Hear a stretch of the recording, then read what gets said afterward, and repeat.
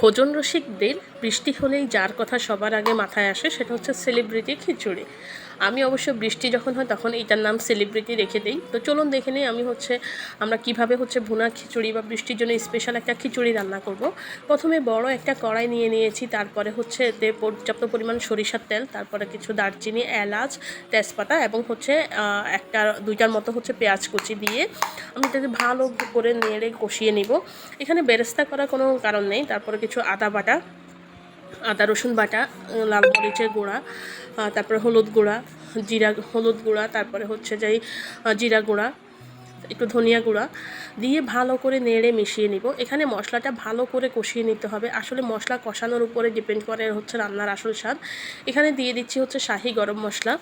এটা আপনি বাজার থেকে কিনেও আনতে পারেন এবং এটা আমার বাসায় স্পেশালি তৈরি করা। দিয়ে একটু পানি দিয়ে ভালো করে মশলাটাকে কষিয়ে নিচ্ছি। এখানে বারবার বলছি, এখানে কষানোটা অনেক বড় একটা সেক্টর। আর এখানে আমি আজকে খিচুড়িটা রান্না করব মুরগির হাড়গোড় দিয়ে।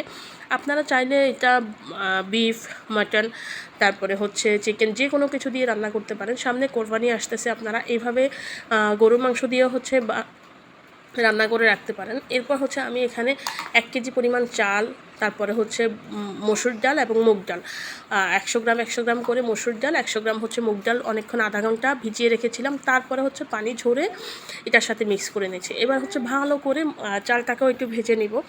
ভালো করে ভেজে এখানে আমি গরম পানি অ্যাড করে দিচ্ছি। এখানে পানিটা আসলে নিজের আন্দাজ মতো। এখানে একজ্যাক্ট কোনো পরিমাপ নেই। চাল যদি একটু পুরান হয় পানির পরিমাণটা একটু বেশি লাগবে, আর চাল যদি নতুন হয় তাহলে পানির পরিমাণ একটু কম লাগবে। এখানে আমি টেস্ট বুঝে লবণ দিয়ে দিচ্ছি।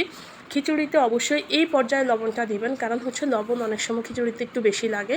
তারপরে দিয়ে দিচ্ছি কয়েকটা কাঁচামরিচ এবং একটু কেওড়ার জল দিয়ে ভালো করে এটাকে হাই হিটে এটাকে রান্না করবো। আর অনবরত নাড়বো, কারণ না নাড়লে কী হবে, নিচে এটা ভালো লেগে যাবে। এই পর্যায়ে আমি একটু ভালো স্মেলের জন্য, যেহেতু খাবো একটু শাহিভাবেই খাবো, একটু ঘি ছড়িয়ে দিলাম এবং কিছু পেঁয়াজ বেরেস্তা দিয়ে আবার এটাকে মিক্স করে নিলাম।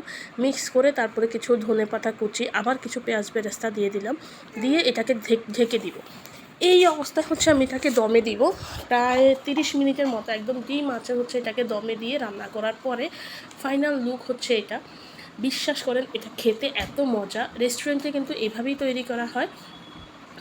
এটা কিন্তু একটা শেফেরই রেসিপি।